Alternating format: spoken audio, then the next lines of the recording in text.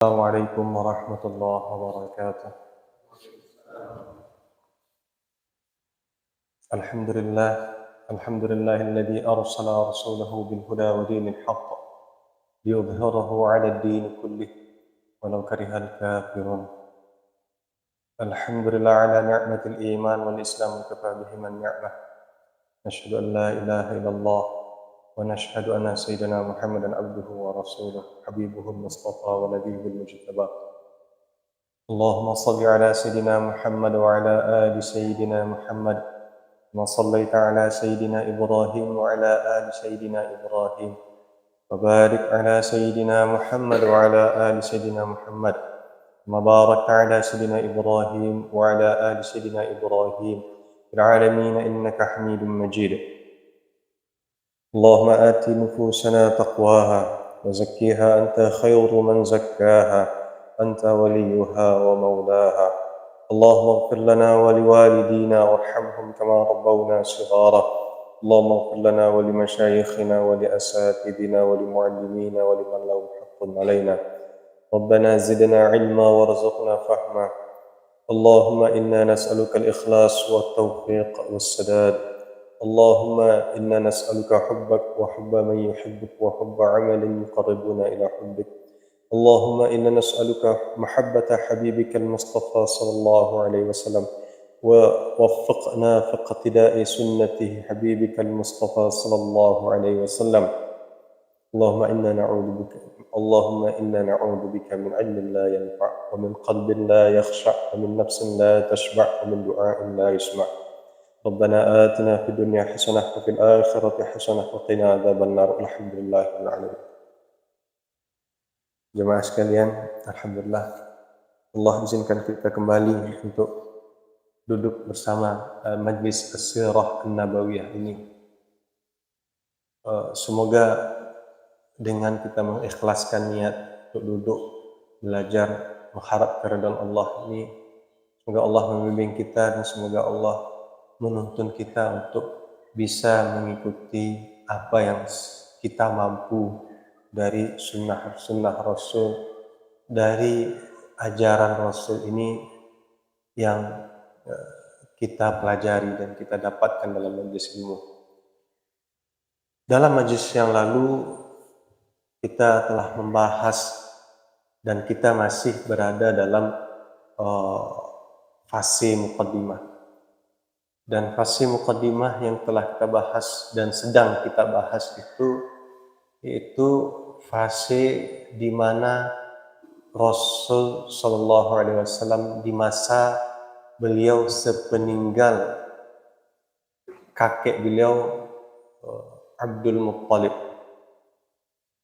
Peristiwa yang terjadi setelah meninggalnya kakek beliau yang beliau alami sampai kemudian turunnya wahyu di Gua Hira, dan itu adalah fase dari bagian fase muqaddimah. Kita tahu bahwasanya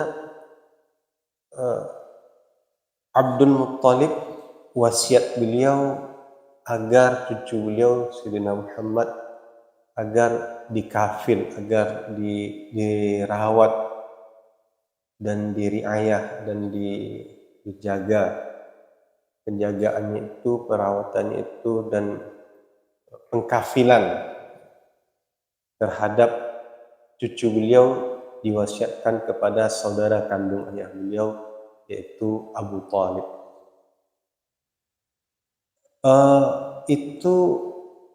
Kejadian itu saat Rasul Sayyidina Muhammad Rasul SAW saat itu berusia 8 tahun. Nah, peristiwa-peristiwa yang terjadi semenjak itu telah mulai kita buka. Kemarin kita telah membuka bagaimana tradisi masyarakat Makkah.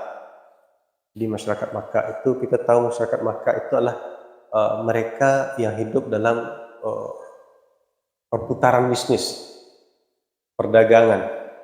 Jadi orang Makkah itu dagang, orang Madinah itu pertanian. Sehingganya biasa di Makkah itu perdagangan, dan kemudian suatu hal yang biasa kemudian bagi mereka melibatkan anak-anak mereka dalam perdagangan. Baik para ulama sirah mengatakan bahwasanya di antara alasan dibawa Rasul Sayyidina Muhammad waktu usia 12 tahun itu untuk perdagangan ekspor impor, perdagangan ke Syam, ke luar negeri itu, di samping karena Abu Thalib tidak memiliki modal yang banyak untuk menggaji pekerja. Di samping itu tentu itu yang membuat disertakannya ponakan beliau ini di bawah.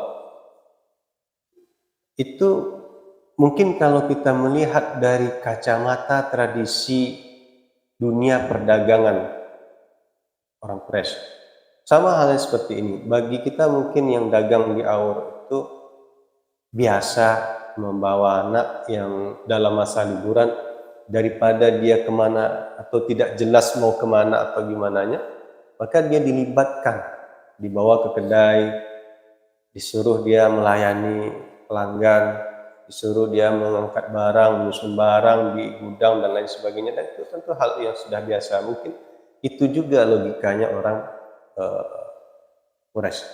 Tapi orang Quraisy melangkah jauh lebih dari itu.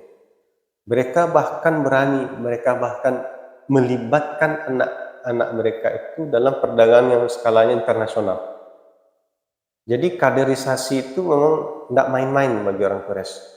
Kaderisasi bisnis itu tidak main-main orang Quraisy itu. Artinya melibatkan anak dalam usia 12 tahun itu siapa kita hari ini yang melibatkan? Janganlah usia 12. Anak kita usia SMA, saat belanja kita transaksi barang yang nilainya ratusan juta, itu pernahkah kita melibatkan? Ataupun kalau ada mungkin tidak semua. Artinya apa? Melibatkan anak dalam profesi itu adalah penanaman modal skill bagi anak itu nanti di kemudian hari. Nah, kita juga membuka bagaimana peristiwa yang dialami rombongan dagang ini di saat di Busra hari ini masuk ke wilayah Yordania. Pertemuan dengan Rahib Bahira, kemudian akhirnya Sayyidina Muhammad dibawa diantar pulang, dan rombongan dagang ini lanjut kemudian dagang ke Syam. Artinya Abu Thalib kemudian mengirim orang kepercayaannya, anak buahnya, untuk mengiringi kepulangan, mengantar keponakan beliau Sayyidina Muhammad atas wasiat dari Bahira sang rahib. Nah, di usia 15 tahun itu, kejadian itu 12 tahun terjadi konflik di Uqaf. Uqaf ini adalah salah satu pasar tradisional yang sangat istimewa di mata orang Quraisy. Istimewanya gimana? Pasar ini hanya ada sekali setahun. Satu. Artinya ini pasar terjadi cuma sekali setahun. Kita nggak ada pasar sekali setahun. Kita sekali sepekan. Kalau di Awur 2 kali dalam sepekan. Kalau ini pasarnya sekali dalam setahun. 2, pasar ini karena sekali setahun, berarti momen yang terjadi di pasar ini itu momennya luar biasa. Bahkan dikatakan juga itu di pasar ini juga dijual barang-barang yang sangat istimewa. Artinya kalau kita hari ini lihat barang-barang yang limited edition, itu dijualnya di pasar Okas itu. Barang-barang yang limited edition itu kan barang-barang yang terbatas apanya tuh. Kalau kita punya barang-barang seperti itu kan dibeli, dijualnya lebih mahal nanti. Secondnya mahal daripada baru. Kan barang-barang seperti itu ada di antara yang dijual di pasar Okas. Ketiga, pasar Okas ini dia tidak jauh di Makkah, adalah pasar di mana diadakan di sana sayembara. sayembara pertemuan adu syair di para penyair. Kita orang Minang mungkin tidak pernah setelah ratusan tahun kita hidup dengan petatah petitih, mungkin kita tidak pernah mengadu petatah petitih dari setiap suku, dari masing-masing nenek mama itu.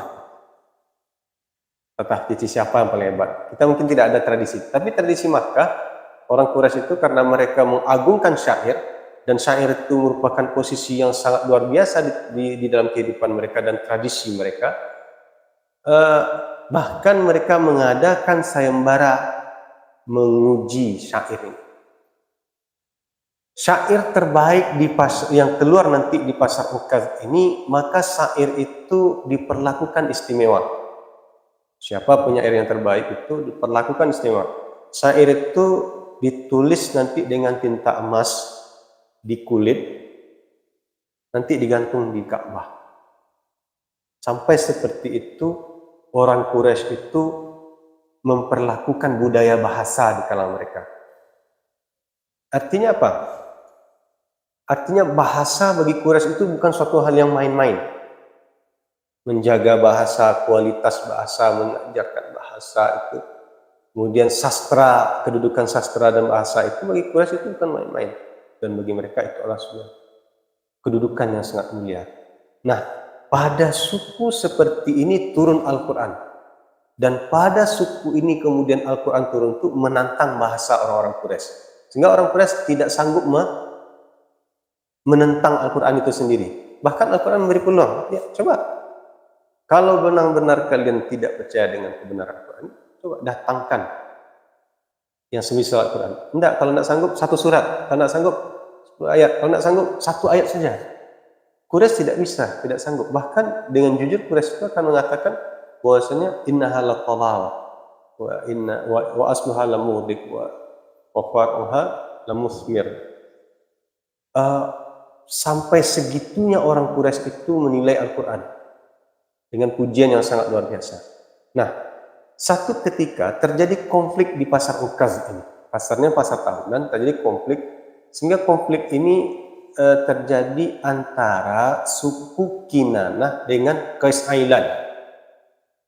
Ada suku Qais Ailan, ada suku Kinanah. Suku Kinanah ini sekutu dengan suku Quraisy, sekutuan.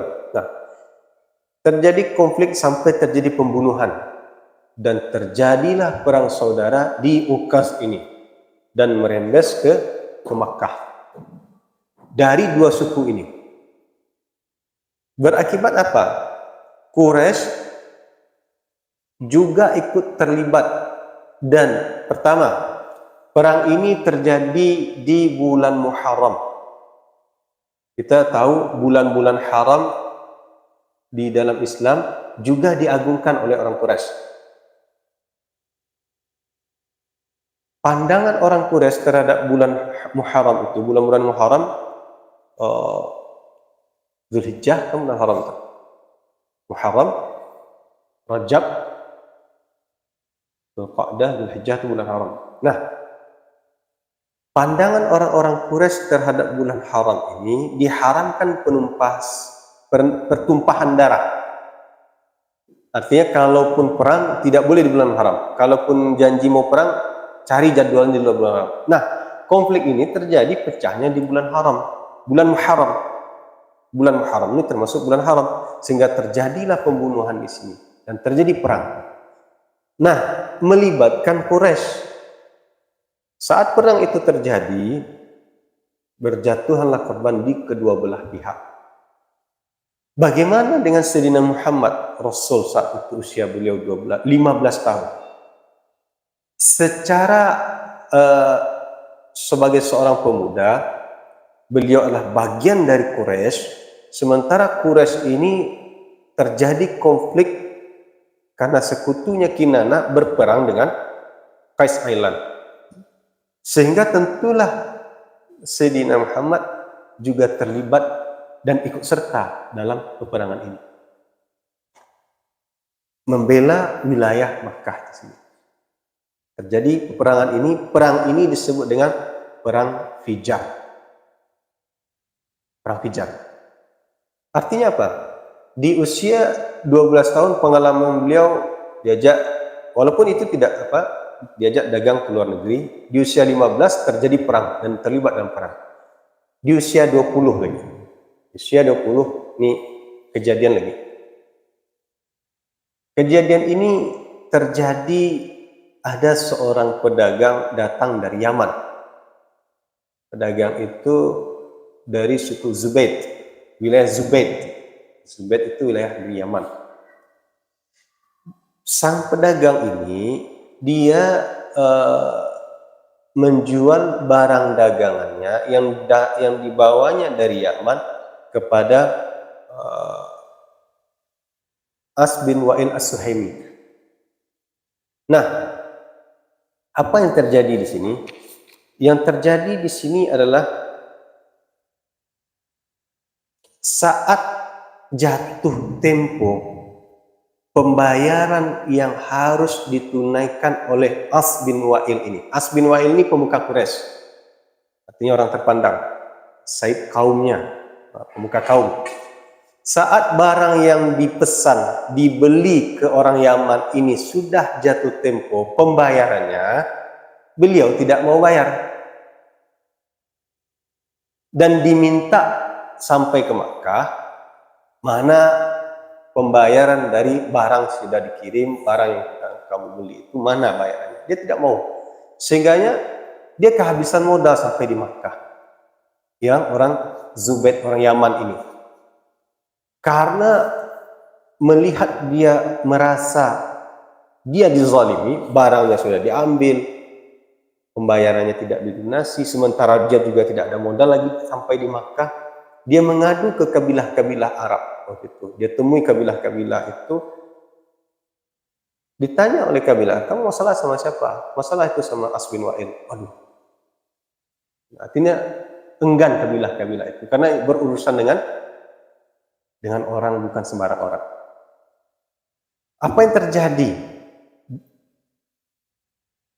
Setelah gagalnya beliau meminta pertolongan tersebut, minta suaka politik itu, minta pertolongan itu, kemudian beliau kecewa, beliau naik ke atas puncak Jabal Abi Qubais. Jabal Abi Qubais itu letaknya setali dengan Safa Marwah. Yang hari ini Jabal Abi Qubais itu sendiri dibangun hari ini istana raja di atasnya. Jabal Abi Qubais. Jabal Abi Qubais itu disebutkan oleh Imam Ibnu Katsir adalah awwalu jabalin khuliqa 'alal ardh. Gunung bukit yang pertama yang Allah ciptakan di bumi ini adalah Jabal Abi Qubais itu sendiri. Jabal Qubais.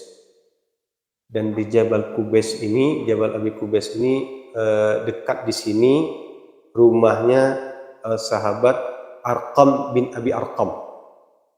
Jadi kalau kita lihat, kalau seperti ini sofa, tali ini. Nah, ini yang bagian tinggi ini Jabal Qubais. Di sini rumah sahabat, yang rumah ini jadikan basis dakwah pertama oleh Rasul. Tidak jauh di sini, di pelataran ini antara Safa Marwah ini, di sini rumah Rasulullah. Nah, berhadapan dengan rumah Rasulullah nanti di sini Babu Salam, depannya Ka'bah. Seperti itulah kira-kira peta wilayahnya. Nah, naiklah orang Yaman ini ke atas Jabal Qubais. Dia berteriak, dibacanya syair sebagai bentuk pengaduan dan kezaliman yang ia rasakan. Syair itu dia naik ke atas itu kejadiannya waktu duha. Dia teriak, dibacanya syair, isinya dia dizalimi. Syair itu terdengar oleh orang-orang dan juga didengar oleh paman Rasul, yaitu Zubair bin Abdul Muttalib. Maka dia panggil anak buahnya, coba lihat apa yang diadukan oleh orang itu, masalahnya apa itu. Langsung dipanggil orang itu, ditanyai apa masalahmu, diceritakan, saya datang dari Yaman, barang-barang dagang saya dibeli oleh As bin Wa'il, tapi kemudian tidak dia lunasi pembayaran pembelian barang itu, saya juga tidak ada modal lagi, gini, dan saya terzalimi dan tidak patut ini dilakukan oleh orang Makkah. Maka kemudian apa yang dilakukan oleh Zubair bin Abdul Muthalib paman Rasul? Dia kumpulkannya lah suku-suku yang berpihak kepada beliau, suku-suku berpihak itu, kemudian semua pemimpin-pemimpin suku ini berangkat menuju rumah Abdullah bin Jud'an. Di rumah Abdullah bin Jud'an ini mereka buat satu nota kesepakatan, yaitu tidak akan membiarkan kezaliman terjadi di tanah Makkah ini selama laut masih berair. Itu diantara lafaznya itu, selama laut masih berair, berarti bila kau awak langgar, kau lakari yang lawit baru awak langgar. Kalau basah je lawit, jangan dilanggar. Artinya sebuah kesepakatan menolong orang-orang yang terzalimi. Maka semuanya berangkat, berkumpul di rumah Abdullah bin Jud'an. Kemudian setelah itu mereka semua berangkat menemui As bin Wa'il dan meminta hartanya sesuai dengan pembayaran itu dan diserahkan kepada orang Yaman ini. Dan Rasul ikut serta waktu itu, Sayyidina Muhammad. Dan usia beliau saat itu adalah 20 tahun. Sehingganya kejadian ini disebut dengan Hilful Fudul, kesepakatan Fudul. Sehingga di saat itu kan usia Rasul waktu itu, usia beliau 20 tahun. Sehingga beliau setelah menjadi Nabi, beliau mengenang kejadian itu. Seandainya setelah Islam ini, kata Rasul, saya diundang lagi kembali untuk hadir di rumah Abdullah bin Jud'an itu, pasti saya penuhi. Walaupun yang undang kafir Quraisy, tapi undangan untuk membuat nota kesepakatan perjanjian untuk membela orang-orang terzalimi, untuk sepakat tidak melakukan kezaliman di tanah Makkah ini. Ini kejadiannya. Nah, kita juga melihat tadi di usia 12 tahun beliau dilarang atas nasihat dari Rahib Bahira. Terus apa kegiatan beliau seusia itu? Dari usia 12, 15 sampai usia 20 sampai usia 25 itu. Tentu kegiatan beliau pertama karena secara kondisional wilayah Makkah itu perdagangan, tentu perdagangan beliau ikut membantu paman beliau sedalam wilayah Makkah. Kedua, di samping itu juga beliau ikut serta mengembalakan domba yang ada di Makkah. Dan itu beliau jalani sebagai kehidupan saat itu. Di samping itu juga adalah bagian usaha beliau meringankan beban paman beliau Abu Thalib. Nah, sampai kemudian beliau menikah dengan Bunda Khadijah yang kita bahas kemarin. Usia saat itu Bunda Khadijah 40 tahun dan Rasul saat itu berusia 25 tahun. Dan dari pernikahan beliau dengan Bunda Khadijah ini Allah beri beliau keturunan. Nah, setelah ini pernikahan 25 tahun usia beliau saat itu, saat usia 35 tahun terjadi kejadian yang luar biasa lagi. Apa kejadiannya? Kejadiannya yaitu renovasi Ka'bah. Renovasi Ka'bah. Gimana? Ka'bah saat itu telah keropos dan sangat luar biasa keroposnya. Imam Ibnu Hisham menceritakan bahkan dinding Ka'bah itu kan dia batu, bangunan batu, dindingnya itu udah bolong-bolong masuk sinar matahari ke dalam sampai nembus. Kemudian Ka'bah yang mereka terima sebagai warisan Nabi Ibrahim itu saat itu sudah tidak ada beratap lagi. Tidak beratap. Artinya memang tidak beratap. Sehingganya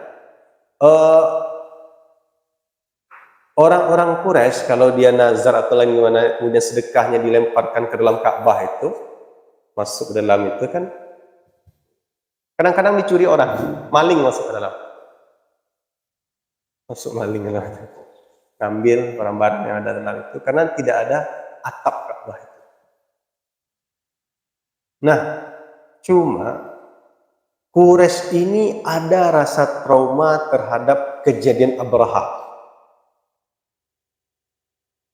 Ada rasa trauma terhadap kejadian Abraha. Ketakutan mereka untuk menyentuh Ka'bah ini.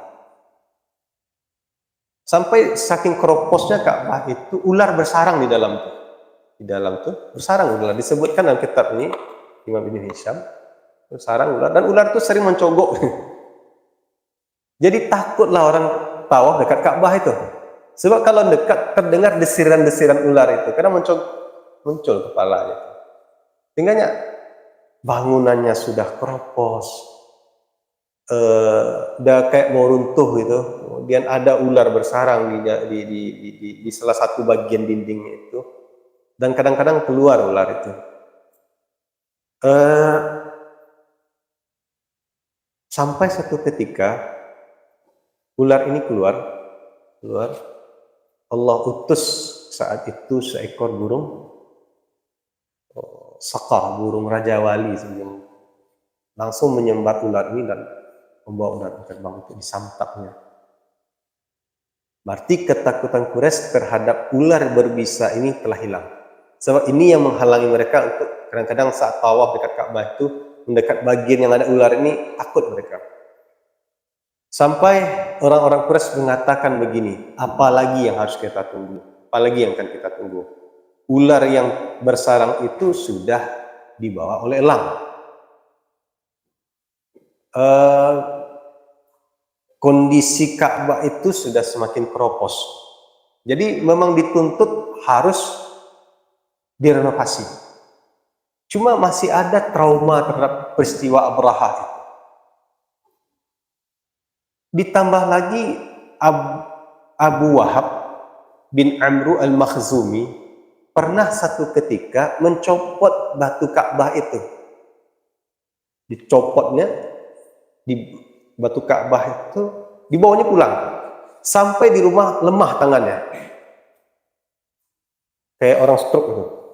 Akhirnya diantar batu itu lagi, pasangan lagi sehat tangannya. Jadi bahasa sebenarnya itu. Jadi tentu rentetan-rentetan seperti itu, kalau melihat seperti itu, akhirnya apa yang terjadi? Quraisy telah sepakat Ka'bah ini harus direnovasi. Cuma Quraisy ketakutan dengan kejadian seperti itu. Jangan-jangan nanti Abu Wahab saja bin Amru al-Makhzumi itu saat mencopot satu batu Ka'bah saja sudah lemah tangannya. Dan saat batu itu dikembalikan lagi ke posisinya, tangannya langsung sehat. Saat itu pesannya dicatat dalam sejarah. Dikatakannya begini, ya ma'syarul Quraisy, la tudkhilu fi bina'iha min kasbikum illa thayyibah. Wahai orang Quraisy, kau nyala sehat saat nyala salat di pulang ini batu Ka'bah lihat. Kok iyo juo kalian kam renovasi Ka'bah ko ndak boleh yang masuk dalam renovasi Ka'bah ko kecuali harta yang dijamin halalan thayyibah. Bukan harta hasil rampasan kezaliman, bukan harta dari riba, bukan harta dari pencarian-pencarian haram dan dimasuk untuk renovasi Ka'bah. Dan kalam beliau dicatat. Artinya Quraisy saat itu Syekh Rasul 35 tahun. Artinya belum jadi nabi lagi. Sudah sampai Quraisy itu punya pemahaman kok renovasi masjid jangan piti haram dimasukkan ke masjid. Kok kabar sedekah ke masjid jangan cuci uang. Kan itu maknanya dalam kehidupan kita. Jangan kemudian transaksi batil, kemudian riba, bahkan Quraisy katakan bukan dari harta riba kata Quraisy.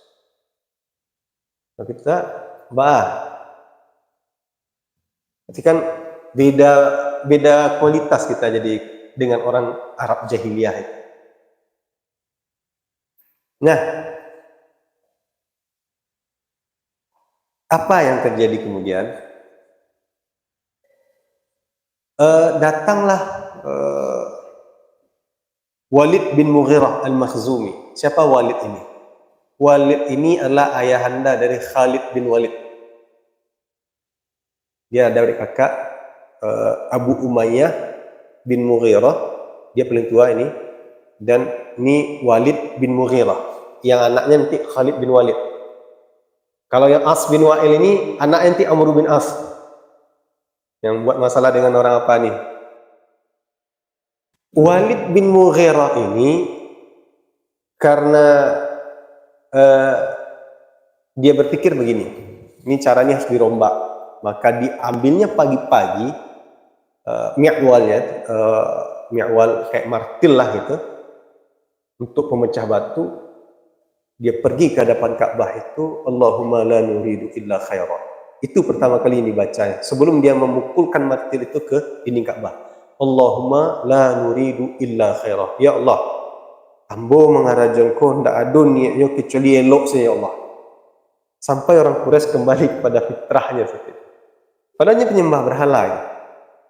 La nuridu illa khairan. Maka dihayunkannya lah martil itu, dihantamkan ke dinding Ka'bah. Semua Quraisy melihat kejadian itu. Orang Quraisy tunggunya sampai malam. Ana terjadi dia. Baca lihat selalu. Dan yuk kerajo seharian dari pagi, dihantamnya dinding Ka'bah itu tadi, di toko itu tadi. Ain bisa kerajaan sampailah petang, kemudian beliau pulang ke rumah beliau, lalu ditunggu kejadian itu dalam Quraisy. Pagi ini lihat balik lihat. Jangkutnya mi'wal tadi, jangkutnya martil itu lihat, dek manca lihat. Hari kedua kok, maka orang Quraisy semuanya baru mulai berani menyentuh Ka'bah. Dan dalam merenovasi Ka'bah, mereka bagi-bagi wilayah. Bagian ko suku ko ngurus suku ko ngurus, bagian ko suku ko ngurus, dibagi suku-suku itu untuk wilayah Ka'bah. Nah, Ka'bah saat itu bentuknya bukan Ka'bah seperti ini. Ka'bah saat itu lebih mirip dengan huruf D. Huruf D, sisi ini, begini ya, huruf D, sama seperti itu. Artinya, bagian Hijr Ismail yang melengkung itu bagian utuh Ka'bah. Berarti Ka'bah di sisi ini datar, ini melengkung seperti itu. Berarti persis seperti huruf D itu. Berarti itu Ka'bah di zaman saat itu. Mereka sepakat untuk membuat Ka'bah ini dikasih atap. Maka tentu atap itu dicarilah kayu. Saat itu mereka dapatkan kayu ini di pelabuhan Jeddah. Kayu dari kapal yang dihantam, kapal dagang milik orang Romawi, dia dagang, dihantam kapal ini sehingga pecah kapal ini sampai ke tepi pantai Jeddah. Jadi kayu kapal ini diambil oleh kapal, kan bagus itu. Kapal pecah ini, kayunya ini yang terdampar ini, kayu ini diambil oleh orang Quraisy untuk atap Ka'bah. Untuk arsitek bangunannya, karena orang Quraisy itu ahlinya dagang, bukan ahlinya arsitek bangunan, maka didatangkanlah di sana saat itu seorang arsitek yang bernama Bakun dari orang Kipti. Nah, di saat dibangun Ka'bah itu, ternyata harta Quraisy, harta yang halalan thayyibah itu tidak cukup untuk membuat Ka'bah. Ka'bah itu awalnya rendah, jadi dibuat harus tinggi dan dikasih atap. Tapi di saat dengan rancangan seperti ini tinggi yang 15 meter itu, ternyata untuk bagian lengkungan ini tidak bisa dapat dindingnya. Akhirnya apa? Diputuslah dinding itu, dibuat dinding baru, dan lengkungan Hijr Ismail ini keluar dari bagian itu. Karena tidak cukupnya harta Quraisy. Nah, diputus. Dulu Ka'bah itu pintunya dua. Jadi pintu tentang ini pintu masuk yang hari ini ada, tentang itu pintunya pintu keluar. Itu Ka'bah. Jadi Quraisy saat itu dibuat tuh pintunya cuma satu. Pintu masuk hari ini. Artinya pintu dijadikan satu, tidak jadi dua lagi. Setelah itu selesailah bangunan ini, tiba bagian terakhir. Bagian terakhir yaitu meletakkan Hajar Aswad ke posisi semula. Saat meletakkan Hajar Aswad itu, semua suku merasa mereka lah paling berhak. Karena mereka mendapat bagian dari membangun Ka'bah itu sendiri, renovasi Ka'bah. Nah, itu hampir saja terjadi perang saudara.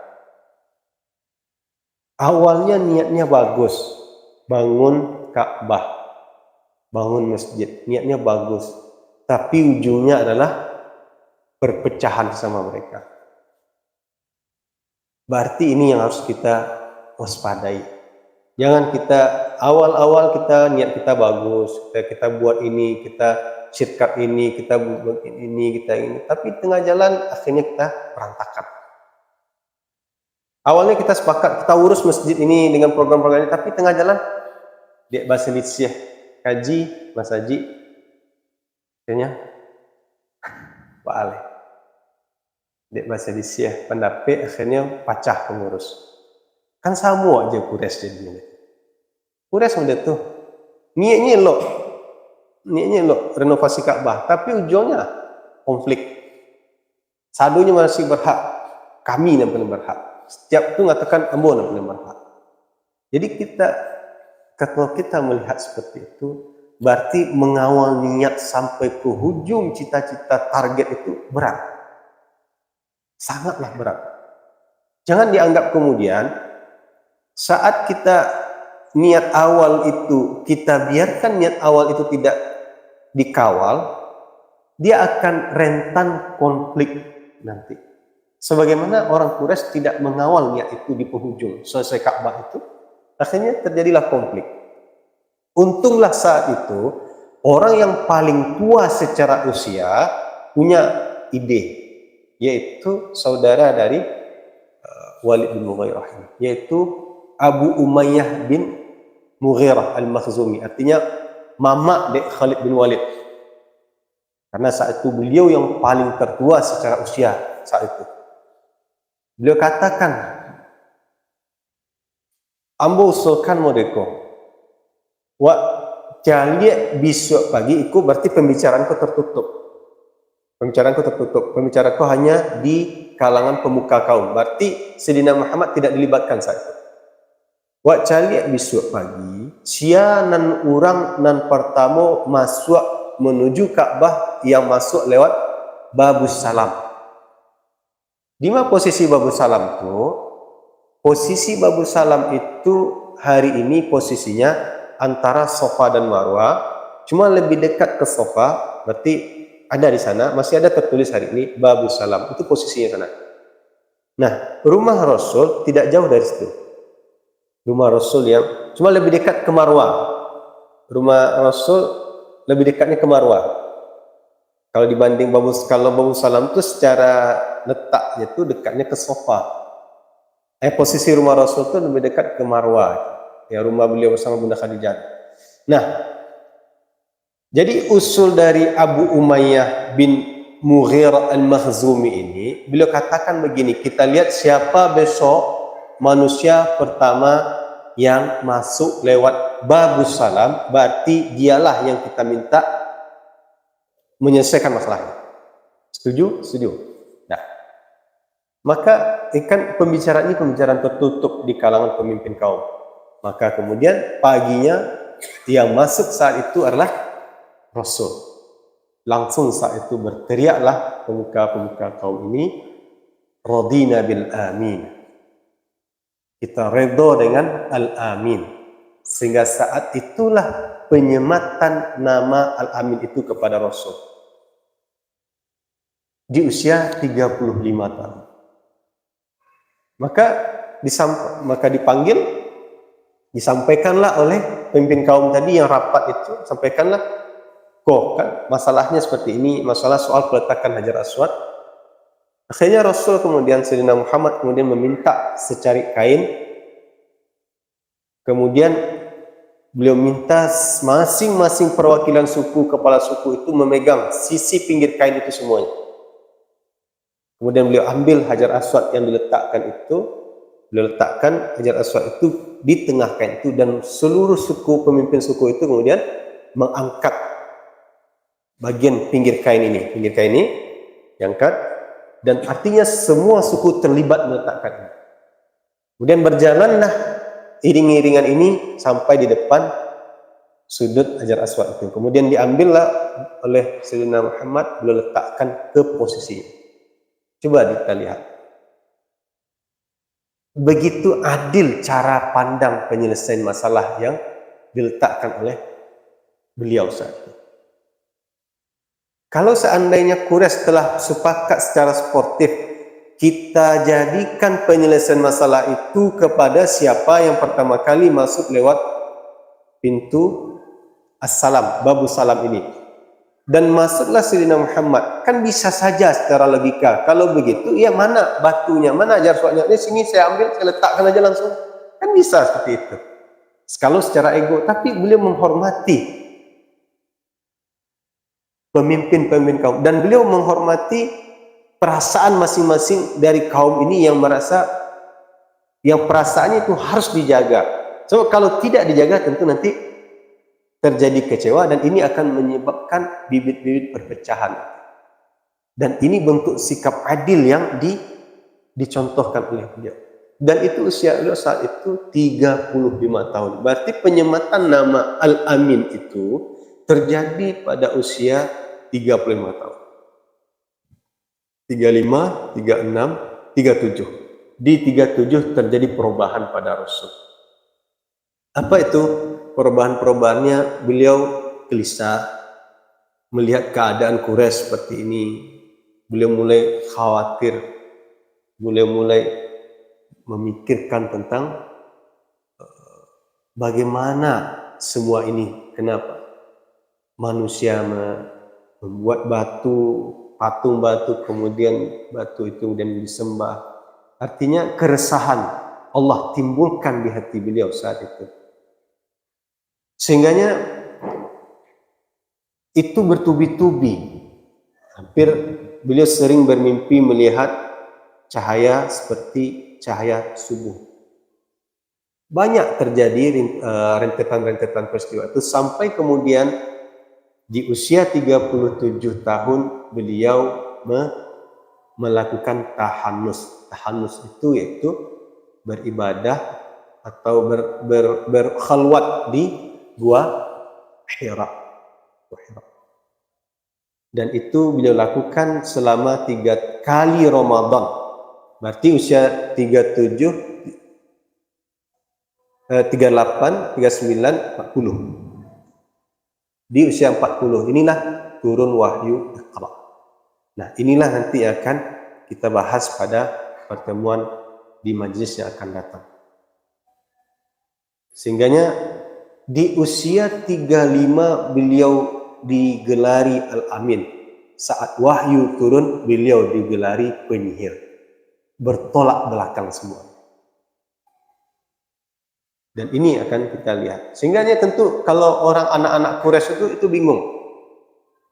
Kalau di rumah-rumah itu tentu pembicaraan di rumah-rumah itu cobalah tiru Al-Amin itu. Cobalah tiru. Mungkin soal terjadi pembicaraan logika-logika itu di tengah keluarga orang-orang Quraisy. Carilah kalau punya anak laki-laki, carilah. Kok punya anak produksi, cari menantu model Al-Amin tu. Tapi usia 40 bertukar semuanya. Yang di usia 20 saat itu sebelum 40 beliau menjadi kebanggaan Quraisy, beliau menjadi permata bagi Quraisy, tapi di usia 40 semuanya terbalik. Jadi untuk fase muqaddimah ini akan kita tutup pertemuan terakhirnya tentang beberapa individu-individu yang masih mencari kesolehan, masih mencari kebenaran itu sendiri, tapi mereka tidak dibimbing oleh wahyu. Dan itulah akan pertemuan kita di pertemuan yang akan datang. Setelah itu baru kita masuk pada fase turunnya wahyu. Dengan penutup bagian itu berarti selesailah fase muqaddimah dan kita masuk fase Makkah insyaallah. Alhamdulillahirabbil alamin, subhanakallahumma wa bihamdika asyhadu an la ilaha illa anta astaghfiruka wa atubu ilaik. Wassalamu alaikum.